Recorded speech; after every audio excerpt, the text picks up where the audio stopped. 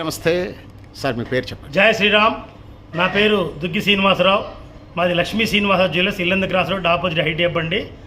దేశం మొత్తం ఈరోజు శ్రీరామ కళ్యాణం వేడుకలు జరుపుకుంటూ ఉన్నారు. మన జిల్లా మన ప్రత్యేకత ఏంటంటే భద్రాచలంలో శ్రీరాములు వారు కొలువై ఉన్నారు.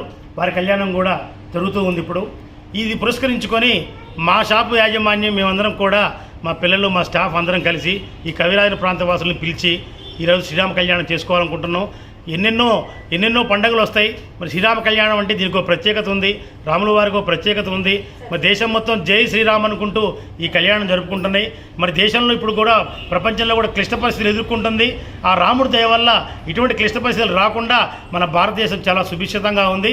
ఇంకా ఉండాలని, ఆ రాముడి దీవెనలు మనందరికీ ఎల్లవేళలా ఉండాలని, మనందరి ప్రజలకు కూడా ఆ రాముడి దీవెనలు ఎల్లవేళలా ఉండాలని మనస్ఫూర్తిగా కోరుకుంటూ యూట్యూబ్ ద్వారా మీ అందరికీ శ్రీరామనవమి శుభాకాంక్షలు తెలియజేస్తున్నాను. సార్ రైట్, అన్న జై శ్రీరామ్. శ్రీరాముడి గురించి మనకు తెలియంది కాదు. క్షత్రియ మహారాజు, దశరథ మహారాజు యొక్క ముద్దుల కుమారుడు. మరి తండ్రి మాటకి ఇచ్చి అడవులకు వెళ్ళిన వాడు కూడా శ్రీరాముడే.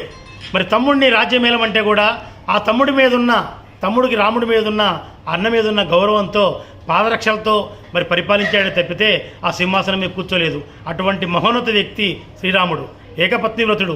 మనం ఎన్నో సందర్భాల్లో కూడా శ్రీరాముడు లాంటి వాడు ఉండాలని కోరుకుంటూ ఉంటాం. ఎన్నో సందర్భాల్లో కూడా ఒక వ్యక్తిని మనం అనుసరించేటప్పుడు శ్రీరాముడిలాగా ఉండాలనుకుంటాం. ఏకపత్ని వ్రతుడు, మాట దాటనివాడు, మాట ఇచ్చినవాడు, ప్రజల కోసం, ప్రజాసేవ కోసమే తన జీవితాన్ని అంకితం చేసినవాడు. ఏ విషయంలో చూసినా కూడా ఆయన మన కులదైవం. రాముడు అంటే గొప్ప వ్యక్తి మనం భవిష్యత్తులో కూడా చూడలేం. కాబట్టి ఆ రాముడిని దేశం మొత్తం ఈరోజు ఏకరూపంలో కొలుస్తూ ఉంది, కళ్యాణం చేసుకుంటూ ఉంది, ఆ స్వామివారి దీవెనలు తీసుకుంటూ ఉంది.